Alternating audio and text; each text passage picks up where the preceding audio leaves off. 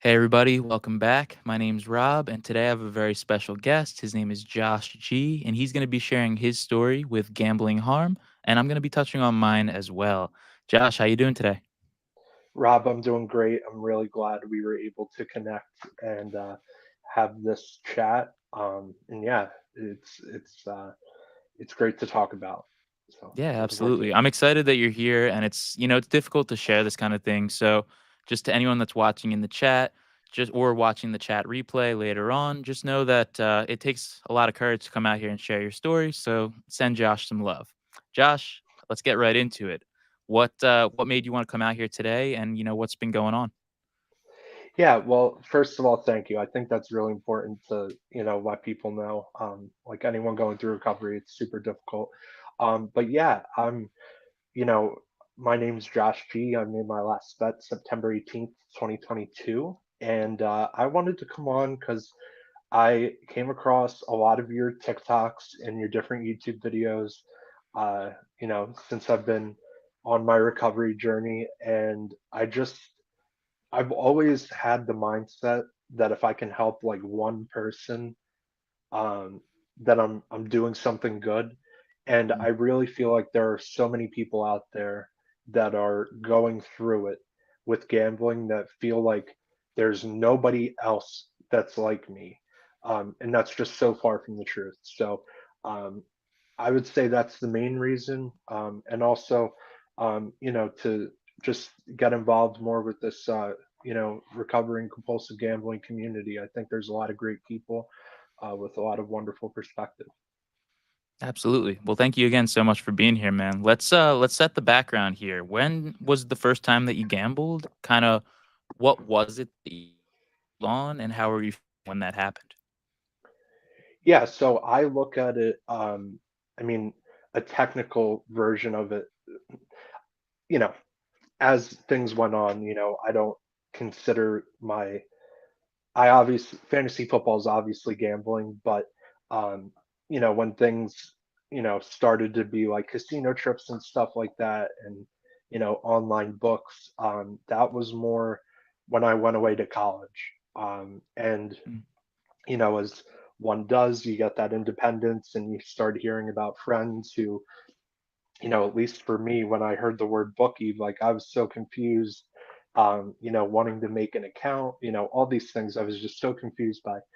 And, it definitely started there and was small, but like I've heard in many of your interviews and that I've heard in plenty of meetings and in plenty of rooms, over time, it just, it kept getting worse and worse and wanting more and more mm. until you know I realized, and there was a very specific moment, but there were I finally realized that it was never like there's never that big win that's gonna solve everything. Mm. So So would you say that you started gambling, like, with friends, or was it kind of you grew up watching sports? Like, where are you from?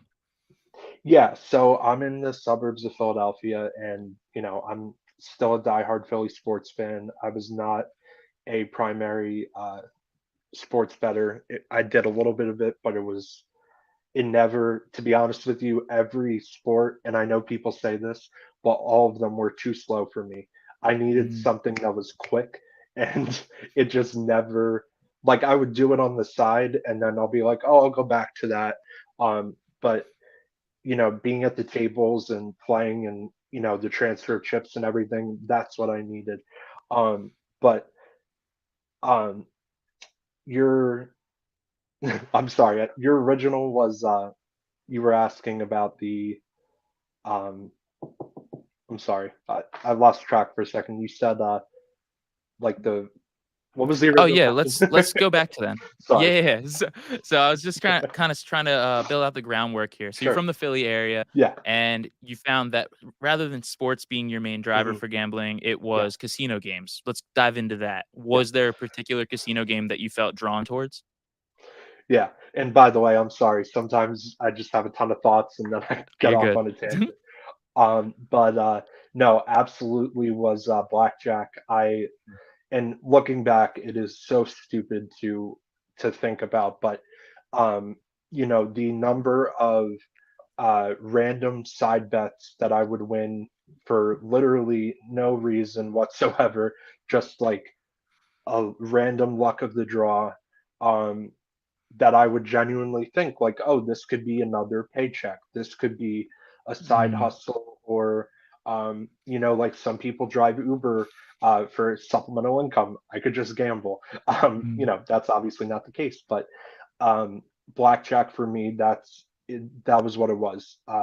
A gigantic, not just from a money perspective, but a gigantic amount of my time.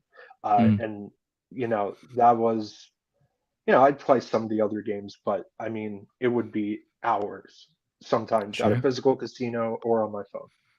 Sure. I can relate to that of like thinking that even if it's not like a professional gambler, thinking that gambling was a way to generate like supplementary income. And I'm sure that a lot of people out there probably felt the same way.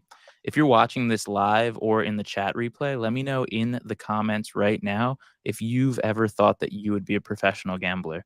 Because Josh, I don't think we're the only people that thought that, to be honest.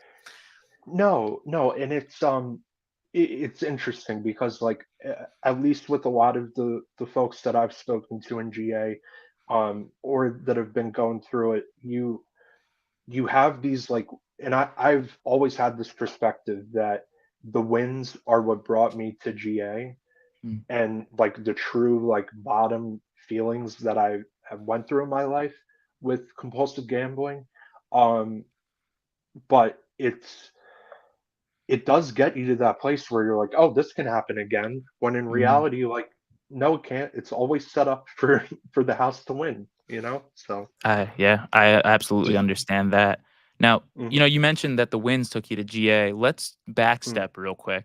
What was the turning point for you that you recognized that the gambling had kind of progressed to a point that it got out of hand and you even would consider getting help? Yeah, yeah. So there were definitely like multiple times where I think I consciously knew it, but I just wanted to block it out of my brain and say like, this is normal. People do this. It's not a big Mm, deal. Um, but I can think back to one trip that I had where um, I had won a pretty significant amount of money, and I had actually walked out and was like, okay, like this is good. I was able to walk out on, because we don't do that, no. a lot of the time. And, you know, that was on a Friday night. And by, Monday, I lost all of what I won and more. Um, and I think that was the first true one. And, there's definitely some other examples, for sure. I mean, the one another one that comes to mind. I've only been to Vegas once, and um, I mean, I knew by then, my life was already, you know, it was going through it. The wheels were coming off; they just hadn't Mm, fallen off the car yet. And I was going to Vegas for some reason, not sure. some reason. It was a great friend's bachelor party. Mm, Um, but I mean, I won really quick and an incredible amount of money for me. Um, and left that trip with nothing. And then I was like, you I knew I needed the help, but it still took some time after that. So I think it's interesting. Like we all have multiple times where we're like, we know we need the help, but we don't want it. mm. I went through that as well. I think that, Mm, over the course of 6 years that I was making bets, I mm, probably had like 6 or 7 times where it was like such a devastating loss, and not by like amount, but like having it and then having it disappear right away. I think that was always what hit the worst. But I can definitely relate to that and pushing it off for years. How long do you think you were gambling from start to finish? yeah, so I think it was around the same amount of time. Um, yeah, I want to say 6 to 7 years like you. And also, again, it's really, especially with like my new, being in, um, the rooms, and even just with all of the different ads and everything, we really see that the amount of money is different from person to person. But if you Mm, have that mentality and the emotion behind it, then you're a gambling addict. mm, And that was refreshing for me because I kept trying to convince myself like, oh, I don't need help. Like I haven't lost this, I haven't lost that. mm, Um, so to hear that, that was a big turning point for me. mm. That sentiment was huge, at least for me. So over the course of those years, Yeah. were there times where you tried to stop, or was it more or less just telling yourself that it's not a problem the whole time? Yeah, I mean, I definitely tried to stop. And I will say, like in college, it really was not. It got bad after college. Like during college, I would go to the casino, every once in a while. After college is when it really started to become a more routine thing, Mm, um, and more routine of like, oh, I'm not doing anything. All right, I'll gamble. Um, mm, so, now I just occupy my time with things. But I definitely did try to stop on my own. But I mean, from personal experience and from talking to everybody, it's virtually impossible to stop on your own. mm. Um, the way we're wired, if you will. Sure. Before we get into the specifics of what you did to get yourself into a better place, I just want to Sure. remind the chat that if you're here and you're watching, to please leave a like on the video, as it'll help get more people in here, hopefully to ask more questions, which we can then answer. So, getting back into things, Josh, Yeah. um, you know, you're at the point now in your experience where you were considering getting help. What did you do to make your life better? You know, I think you worded that really well, but I can't give myself that credit, if that makes Mm, sense. So again, I still didn't want the help, and it was around the AFC Championship game. In It was, yeah, January of 2022, and I really did not want to face the music. I didn't want to stop, and things had just kept like, my family had known, and they were really getting on me, and I just wasn't listening. And it finally happened. Um, what really clicked for me at one point was, I had, and I still do have, an incredibly close group of friends who uh, had set up an intervention for me, mm, and I had to listen to them and hear them out. And eventually I did go to GA. Um, but that's really what it took. I can't, for the initial part of where I started my recovery, I can't take the credit for it. sure. And it's taken a lot for me to be able to admit that, but it is 100% the truth. Mm, I would have never went to a meeting had it not been, for my friends, my family. I was doing it for them at first, and then, now it's definitely been for me and been incredibly rewarding. But um, mm. it yeah, I wish it was something I did on my own, but No. it's okay. Yeah, let's talk more about it. Sure, I don't think I've ever spoken to someone that had a formal intervention. What did that, if you're comfortable sharing, what was that like? sure. Was it they were in your house waiting for you? Like what happened? So it wasn't a formal intervention per se. There were some things that, all of us have, done things we're not proud of. And these are friends of mine that I've had going back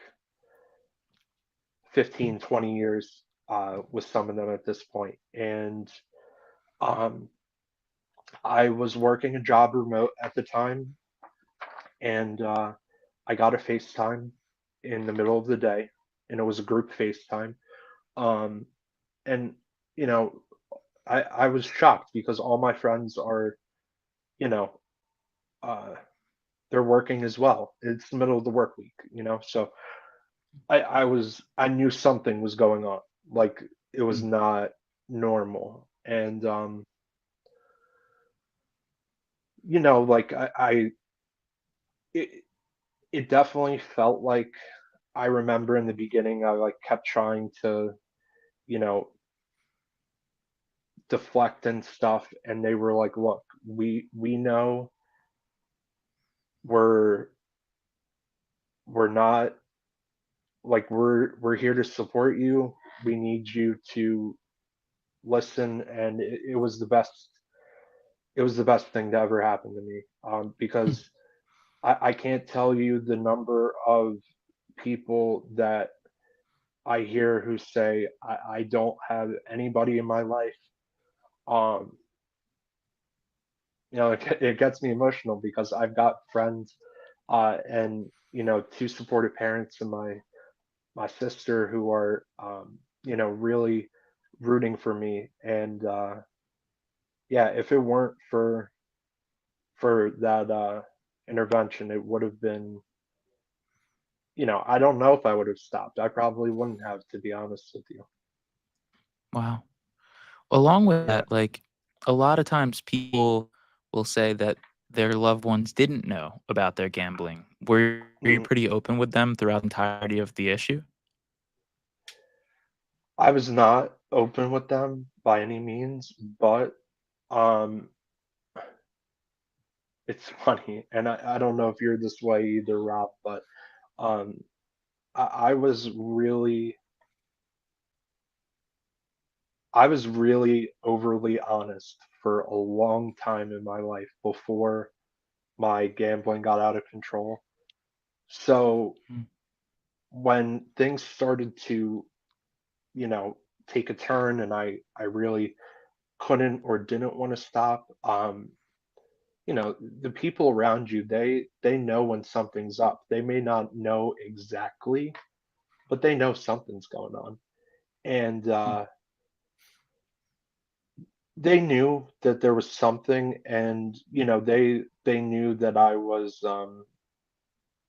gambling. They had gotten a couple of pieces of mail that were a little, like, why is this in the mail? This doesn't make sense. And mm, when I didn't beat them home to the mailman, I would try and make up an excuse, type of thing. So towards the end, they knew, but for a while, they did not know. As far as mm. I'm, aware, they knew I would gamble here or there, but they didn't know um, the extent of it for a long time. Sure. So I Yeah. guess one thing that can be drawn out of that is that if you're watching this right now and you're not someone that's struggling with gambling, but you might be a loved one of someone that is, this is an effective way of helping someone find support, is letting them know that you're there for them and you care about them. Josh, would you say that the process of this intervention is something that any group of loved ones could have done for the gambler in their life? And if so, like, what did oh, did I cut out there? A little bit. Tough Wi-Fi here, so I'm gonna stall until I hear you again, Josh. Just let me know when you can hear me. I can hear you a little bit, but cutting in a little. There, I'm back. Uh, okay. Sorry, everyone in the Yeah. chat. The Wi-Fi is catching itself up. I'm gonna try to switch the network and continue the stream. But I did, with the question of if it'll work for um, someone else who's, going through it, and if they can do it for their relative that's a compulsive gambler. I think you have to factor in, is that person going to be excuse me, is that person going to be listening to family more? Are they going to be listening to their friends more? Like, which group are they more apt to hear from, because at the time that it was happening for me, at like I have a much better relationship with my parents now, but I did not want to hear about it from them. So when it came from my friends, it was much more real and much more like, all right, if they're saying this, then like I need help. Um, so I think it's important to know the audience that you're going to. You're not going to somebody in a place of this is the best time in their life. You know, you want to make sure that you're giving them a group of people that they'll listen to, but also that you're going to be able to get the message across to. I was very happy that when the Wi-Fi reconnected, I heard that you were still talking. So thank you so much for continuing the show while my Wi-Fi was throwing a little bit of a tantrum there. Thank you so much, No man. problem. Of Now, course. let's jump right back into the timeline here. All Hmm. right, so your friends and family come to you and they tell you that they're concerned. That motivates you to go and seek out a support group meeting. And Hmm. was this around the end of 2021 now? Yeah, right around there.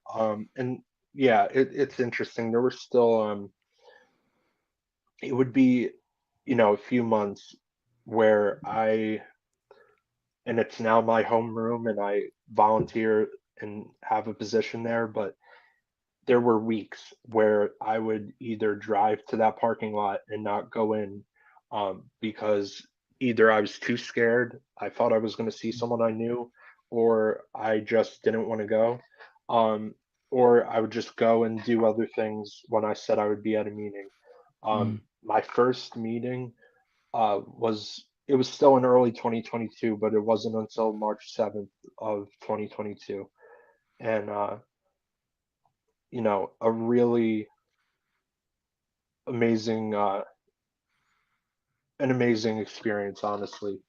mm, Uh, Even though it's a mixed bag of emotions, but that's kind of where the next phase went, if you will. sure. And from that point Yeah. until now, things have been Mhm. going pretty well? Overall, yeah. I went back to the vet and relapsed on September 18th, 2022. So I had 6 months clean. Um, and I was feeling really good. And I think this is another really important thing for people. Um, you know, we and we hear about it all the time that like if you stop gambling for like a short period of time, or you feel like this like plink this like pink cloud, and like it's this euphoria and unbelievable feeling. And it is, don't get me wrong, but um I the first time I was going through it and hitting, a month and 90 days and all that kind of stuff, it made me feel like it was never going to happen to me again, Mm, where I could go back to the bet. And that's just so far from the truth. Um, there's so many who go, so long without uh, gambling, and then they'll go back under the right set of circumstances. So mm. um, What were the those biggest, circumstances for you? What sent you yeah, back after the 6 months? it was so weird. It wasn't even and I've heard like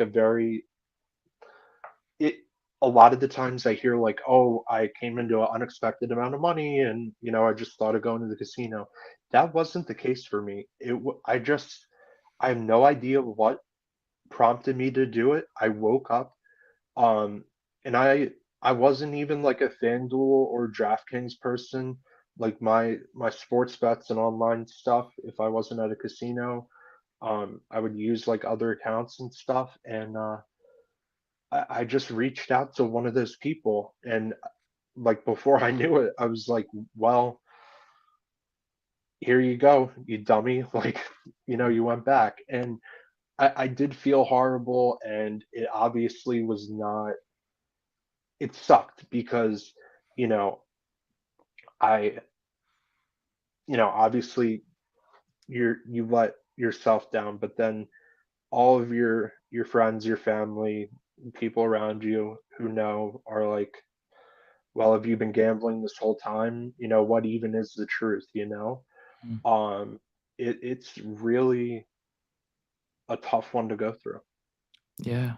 Do you think that, the days leading up to that event that Mm. you were kind of going off track with your routine? Do you feel like you were skipping out on meetings, or was this really just like you woke up and boom, you're right back to it? So I do think it was like a wake up and I was gonna gamble. But I also the first 6 months that I was in GA, I went to one meeting a week. I didn't I didn't use any other resources out there. Um, I didn't look into getting any sort of other anything, whether Mm, it be a therapist, a social worker, anything to help. Um, it was just the one meeting that I had, and looking back, that's obviously the mistake, because now I'm much more involved. I make sure I never like I'm always doing 2 meetings a week, whether it's like a Zoom, phone, in person. You know, for me, it has to be that. And mm. then reaching out to people, all the other things. So, but I think with that relapse, it wasn't like a change in schedule. I just for some reason woke up and was like, it's gonna happen. Which is the exact it's what I needed to know because now it that is the perfect proof that it does not matter how long you have. Like you can wake up one day and you know you just say, you know what, I'm gonna gamble. Mm. Which it's tough to know, but it's just how we are, unfortunately. Yeah, it's kind of a dual-edged sword, right? Like, Hmm. it sucks knowing that at any point, if, you're not keeping up your routine, you're not sticking to your plan, that things can go wrong. But it also is that extra motivation to keep doing what is working, knowing that things can go wrong if you stop. It's like it's within our control to a certain extent, but if we allow ourselves to get a little lazy with it. We take too much time off, too much time not going to meetings, too much time not talking about it, then it can sneak up on you. So a lot of people will ask me something like, when are you recovered? At what point are you cured? And it's Hmm. like there's a point at which I'm sure that you can now probably say pretty comfortably the urges are not biting at you every single day and things are pretty good, but to think that we could just, ignore it for the rest of our lives and never have a problem again is what do you think? It's probably a little bit ridiculous. Mhm. Yeah, it's not biting at me every single day, but it is. There are definitely still days that are tough, Mm, um, and it doesn't mean that I'm gonna gamble or anything like that. But I think a big part that has made it better is focusing on being able to communicate that to the people around me so they know that like okay, I'm not just going to go off and say I'm going somewhere but really I'm going to the casino. mm. I'm allowed to have a bad day without that being the case. um so it is tough, but I do agree with you. It's not every single day now where I'm like white knuckling recovery, if you will. Sure. I think, a lot of people have it in their head, and you kinda called it like a pink cloud. It's like we think Yeah. that if we're Yeah. in recovery, like, everything's gonna be fine, but really we Hmm. just went from being in a terrible position to being in the position of a normal person, and so now we're gonna have bad days as well, and it's not gonna be, rainbows every single day, but we have a chance to have good days now. Oh my gosh. I mean, you just worded it perfectly. There is. such a little chance for a good day, um, when you're really in the throes of it, with every single thing that you have to do to keep up the facade of being an active gambler. That's why a lot of people around us didn't even know something was wrong, because when we're in it, like, we'll work hard to come up with a lie, even if it turns out everyone knows that something's going on. But um, Hmm, it is it's a definite better chance at a good day, being in recovery. That's for 100%. sure. Now, Hmm. before we dive into some of the questions and comments that we've gotten, Yeah, and to everyone in the chat, feel free to drop questions. We're going to be getting to them now. I just want to remind everyone watching that my name's Rob, and I'm a recovering gambling addict myself. Josh was nice enough to join me today and join to talk about his gambling problems. But if you're struggling with a gambling problem or you know anyone that is, tell them to come subscribe to this account because we have conversations like this as often as humanly possible. And we want you to know that you're not alone. That's something that Josh mentioned right in the beginning of today's episode. Knowing that you're not alone is why I do this. And Josh, I don't know about you in how you view step 12, but is that maybe the reason why you've gotten more involved in your meeting is because you wanted to give back? yeah, and it's not just my, you know, I took it started with that, and then it was Mm, like, okay, now I don't know if you hear this in your meetings, but I was getting voluntold to do mm, things, and you start coming around more, and it absolutely is a huge part of my recovery, because it keeps me responsible to the meetings. It keeps me responsible to the people in the rooms, and I care about hearing them do well. Um, and I say this all the time. There, there's two things about step 12 for me. One, it does not matter if you have a day or a century in Gamblers Anonymous.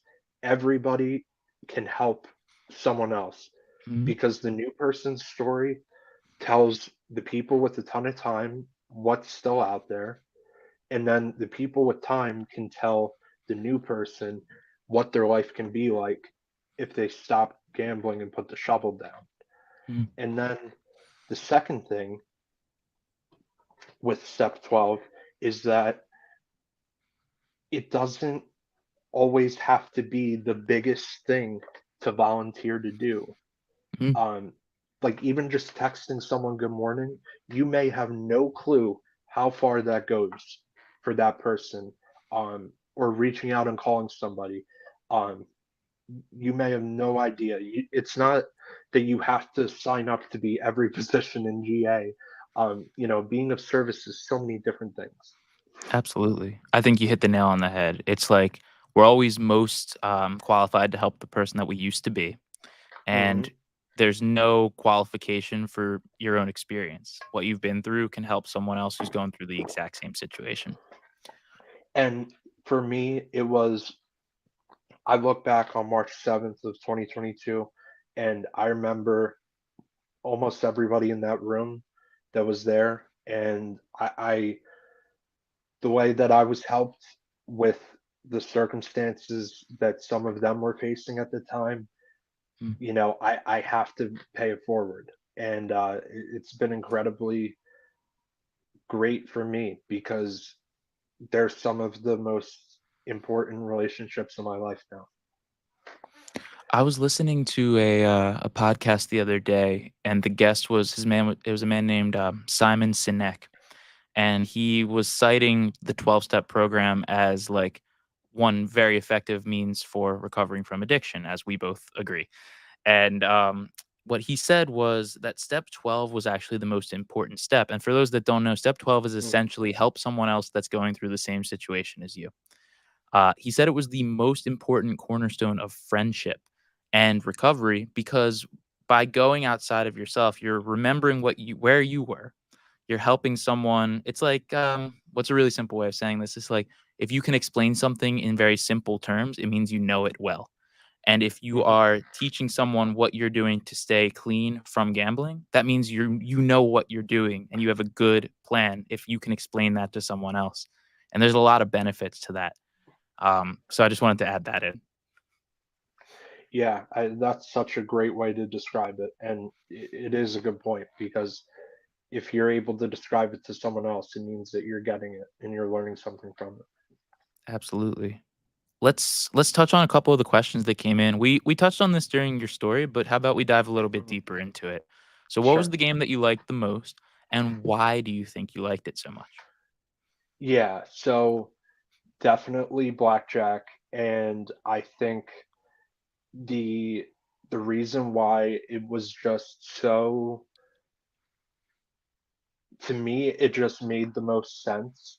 And obviously, none of the games uh, are wired for, like I've already mentioned here in this chat, for you to win. But for me, it was like, there are times where like you'll go on a run and you'll be able to be up some money. And granted, there were times where like I could get up and walk away and have some money before things really took a turn. So that was nice. But in a six deck shoe, it's not ever going to work in your favor. Even if you win a bunch in a row, it will turn.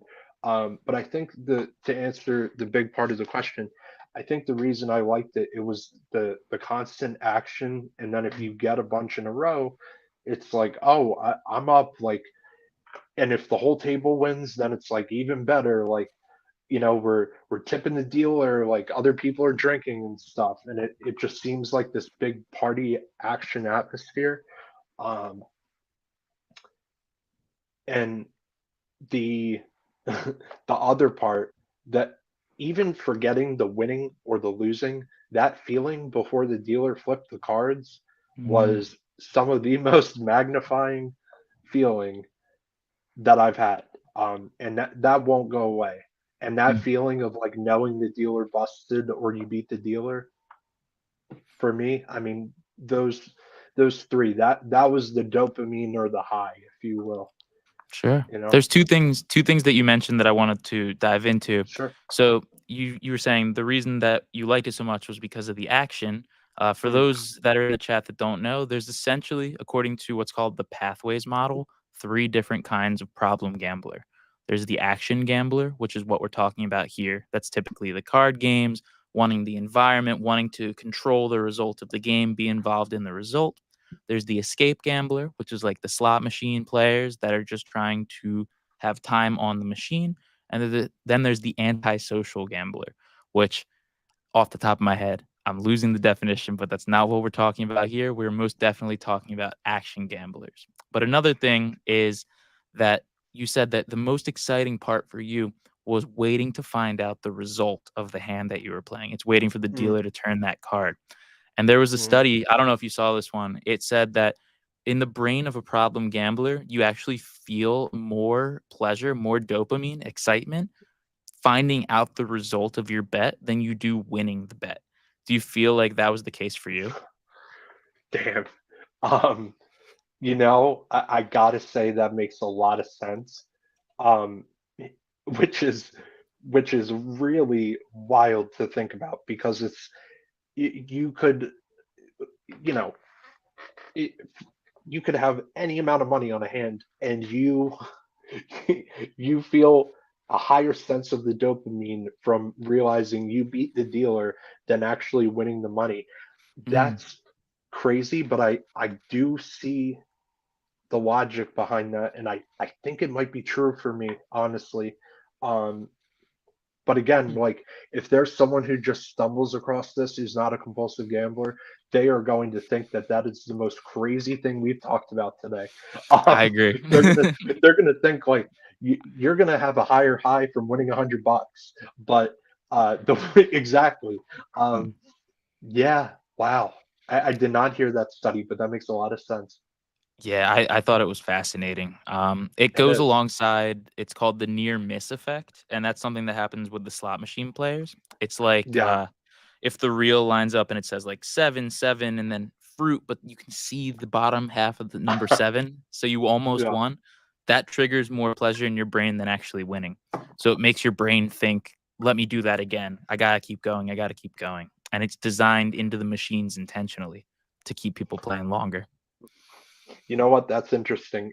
That's that's like the roulette players who like, and I would play a little bit, like a very small amount, but those are like I would be sitting at a blackjack table right next to roulette, and there would be like six red in a row, and they'd be Mm, screaming, "The next one has to be black. It has to be black."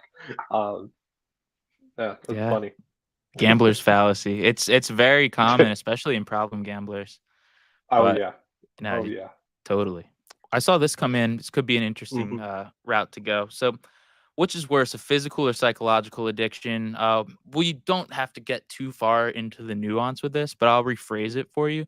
Did you ever struggle Sure. with anything else other than gambling? And if so, if even if you don't want to talk about it, which was more difficult to deal with? Yeah, I never had another addiction. Thankfully, and so far I don't.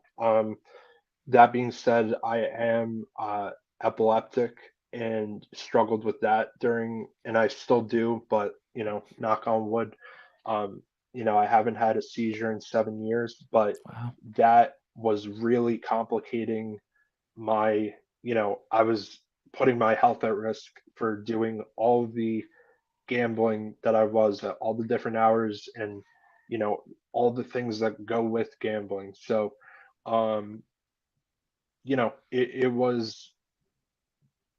was a lot more than just not a lot more, but it was different than uh, an addiction, obviously. But I do know plenty, and I'm not sure if you've had any cross addicts on your channel, but the ones that I've met in rooms, I can't even tell you the amount of times I've heard people say that putting down a pill or putting down the drink was way easier than stopping gambling, but which shocked me. Mm. So I don't know if that completely answered it, but I think it's a good way to talk about that. What did you think about that? Yeah, no, I think that was a great answer. I've heard that many times as well. And what I'm always cautious is saying that, hey, I never had a substance use disorder either. Mm, So I can't say that one is worse than another. But I yeah, also consistently hear people saying that it's more difficult to give up gambling because it's the only addiction where you can convince yourself that doing more of it can fix all of the problems that it caused. I think you'd be hard pressed to find someone who's an alcoholic that would say that downing a fifth of Tito's will solve all the problems that they caused in their life, even if they enjoy it at the time that they do it, right? But right. in gambling, there's a lot of uh, dissonance, we'll call it, between reality and the fantasy. Oh, and that's so true because I mean, I'm sure both of us, how many times was it if I hit this bet, I will never gamble again. I- Yep, If I if I win this hand or this this bet, I'll walk out. Have all the time, but you can't do that with a drug or an alcoholic beverage. It's not how it can't work that way. And you are 100% right. It's not one being worse than the other. They're just different. Um, but you don't see it with ours. yeah, We're walking around everybody like there's nothing wrong, and you would have no clue. You know, not a clue in the absolutely. world. I saw one come in that I wanted to put up here, and I'll phrase it into a question for you. So Mm, the comment was also with blackjack, if you learn it well, it makes you think you have the upper hand. When you were playing, did you feel like you were using a strategy, doing some kind of counting, or doing something that would allow you to win long term? I'm very self-deprecating, Rob. I was way too dumb to Oh count no. cards. I'm serious, man, because when I went to Vegas, they always, not always, but they had asked if I was counting, and I'm like, no, I'm not. Like, what are you doing? Like, I'm not counting, but of course they got to look and do their job and everything. But I don't count. I just I would play by the book or the strategy, whatever they call it. I know there's a word for it, but I can't remember it honestly. But I would play by the rules that everyone, technically should play by. Basic But that's the strategy. thing. Yeah, basic strategy, but eventually you will give it back, even if it's a numbers game like that. So I would get mad though when people would play the wrong way at the Mm, table. But now, like looking back, it's like it didn't even matter if they played wrong or right, because even if I did win that big hand, I'm giving it right back at some point. that's a big point that I like to drill in when I make content is that on any given day, and this is what a lot of the younger commenters rarely understand. They think, Mhm, oh, he quit before he had a big win. Just like you, just like every other problem gambler, we had mhm. big wins. And the wins were significant. They felt great. But the problem is that no win is ever enough to satisfy the problem gambler. And so we keep going, expecting that we're going to find this jackpot that'll fix all our problems. And in reality, it's just that all wins become future losses. Yes, they do. They really do, unfortunately. Whether and there's probably people in the comments or that are eventually going to watch this video or whatever that think that it's not the case, which is sad because everyone finds out Yeah, eventually that it will it will all balance itself out or even become even worse. absolutely. Well, with the last couple minutes here, Yeah. I'll invite the audience once again. If you guys have questions, feel free to drop them in the chat. But I really just want to know, Josh, like, since you've been living this lifestyle now without gambling for almost 2 years now, do you feel like it's worth it? Oh yeah. Yeah. I um I and I only took a pause answering that because when I think back to, you know, the end of 2021 and, the summer of 2021, 2020, there are just so many things that I'm not proud of, and I don't like I have to look back because I need to know, how I can improve myself as a human being, not related to gambling, but the person that I am now that I'm not gambling, it's it's made my life so much better. And like we both have said, there's still going to be things that are bad. Am I still going to show characteristics of being a compulsive gambler? Yeah. Um, it's just a lot less than what Mhm. it was before. Um, so I would say it's absolutely worth it. And it's not easy, because if it was, then everyone would be doing it. But it is so worth it. Hmm. That's really awesome to hear. And it's really Yeah. good for people who are on the fence of making the decision to stop gambling to hear something like that. Because when you hear that, hey, you have to go to a meeting every week, you can never do the thing that you love to do again, and you have to live your life like that, that doesn't sound all that appealing until you start to peel the onion back and see that by doing that, by making the sacrifice of giving up the few moments of pleasure, you get to avoid all of the moments of pain. And it's really important that people hear positive results for them to even make the decision to get themselves away from gambling. So, once again, just thank you for sharing. Of course. And there's also like I say this in my rooms too. Like if I have something going on in my schedule where I definitely can't go, I go to a different room, you Mm, know. How many crazy things did we do to to gamble? I've driven in snowstorms to go to casinos. It's insane to think about, but I've done it.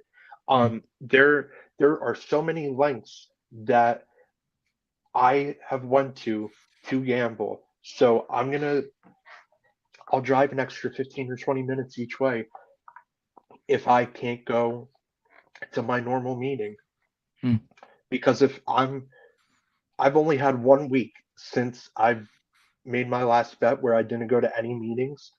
I was in North Carolina on a family vacation. There wasn't a meeting 50 miles from me. mm. Um, but if I don't have one, I'm so off wired. So I feel like you have to do it. So I just had to say that to what you had Yeah. said there.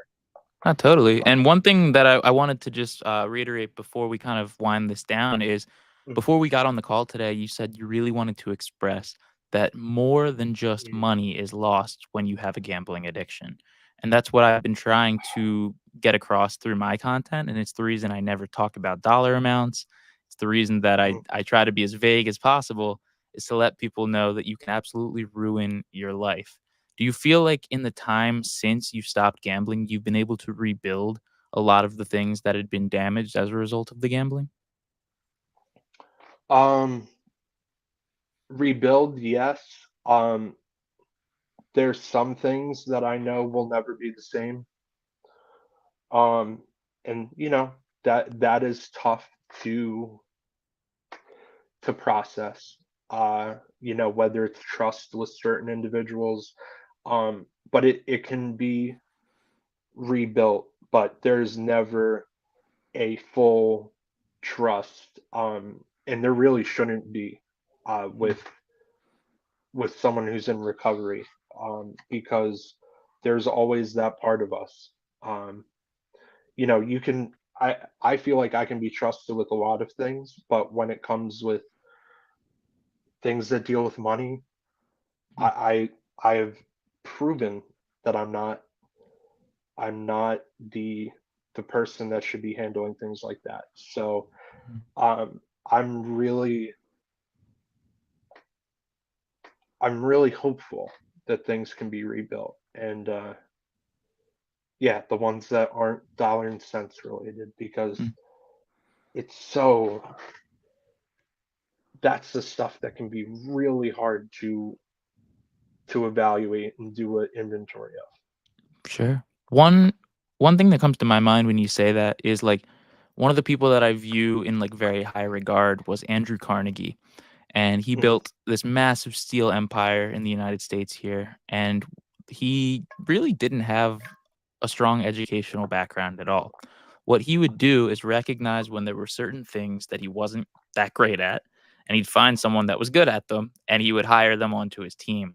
And so when it comes to recovery, maybe if we're not at the point that we're comfortable handling the money, we still keep that in someone else's hands, and it allows us to rebuild in other places in our lives. Why push something we're not comfortable with? I think it's fine. Right, right, and everyone has their system of doing all of that, and whatever works for you and the people around you. Um, but at least having somebody checking your finances, I say daily, to Mm, people who ask me, like other younger guys and girls who I meet in rooms, because you know, at least in the beginning for me, that's what it was. My parents still check it very frequently with me, but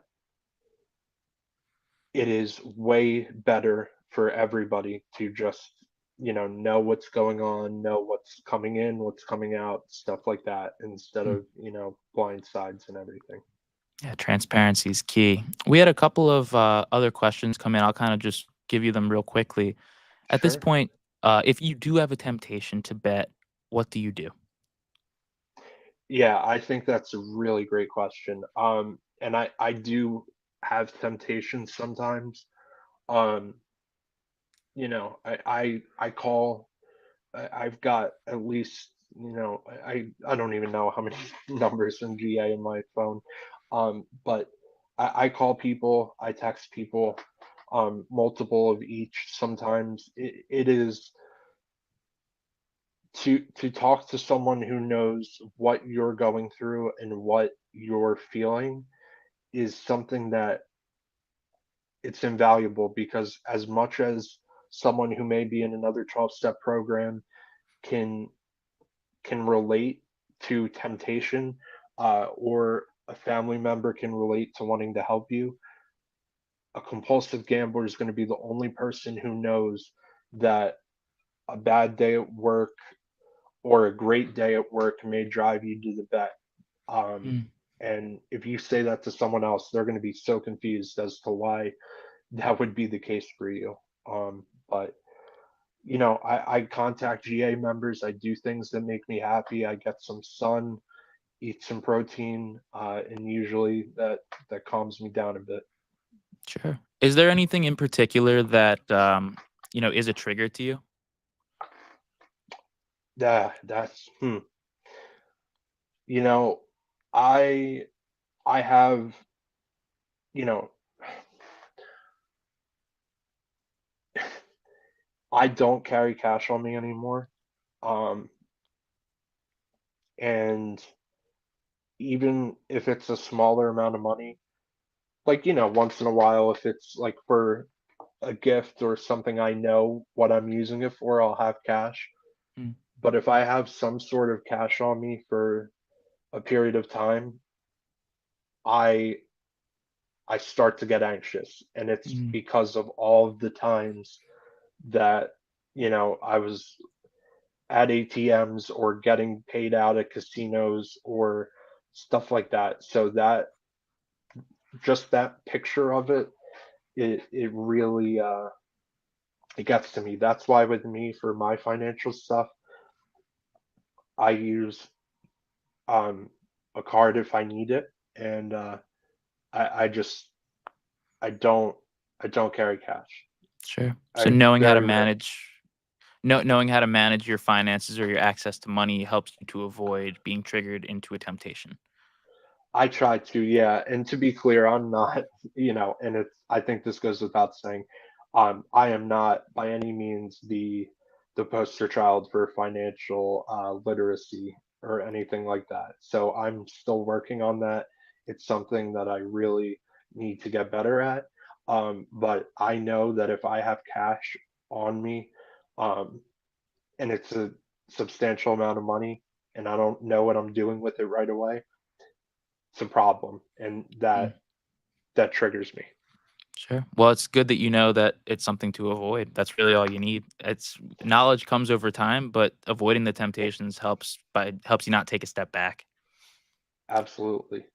We had one other thing come in. We'll make this the last question before we wrap up. Sure. Have you worked on forgiving yourself for past mistakes related to gambling? Yeah, wow. Huh. You know, these are really there's certain ones that I think we as compulsive gamblers take with us for a long time, and sometimes even longer than we anticipated. Um, but you work on it, for me at least. I work on it through my actions with those people. Um, I've gotten over the stuff about what money I could have had from, working since I got out of college. I have let that go. When I first came into GA, I thought about it a lot. Um, but I've forgiven that, and because if I think about it, it will send me down that rabbit Mm, hole, and it's not good. But as far as past mistakes to other people, I know the people in my life, they care for me, they love me, they support me. But when it comes to like my wrongs that I made in gambling, they don't want to hear words anymore. They want to see the actions back it up and see that, okay, this is actually the case. This is a good progress and not just a bunch of, talk. mm. So Well, it's that was a difficult. much yeah, that was a much deeper question as the chat's reacting to you now. That was a much deeper question than you were probably prepped for today, knowing that it was me that you're going to talk to. But appreciate you taking the stab at that, and I really appreciate your honesty today with everything. It's been a great session. And I just want to thank you again for your time and your openness. Rob, thank you. I mean, you really have done something special here, with your YouTube channel, your TikToks, and I think it's something that people are really uh, going to seek out when it comes more and more. I mean, I don't know how it can be more prevalent than it is now, but um, you know, more people will be seeking out, you know, uh, content creators like you, and I think it's great because you're really great at this, and Thank you. I'm thrilled to chat with you. So Thank you this so is awesome. much.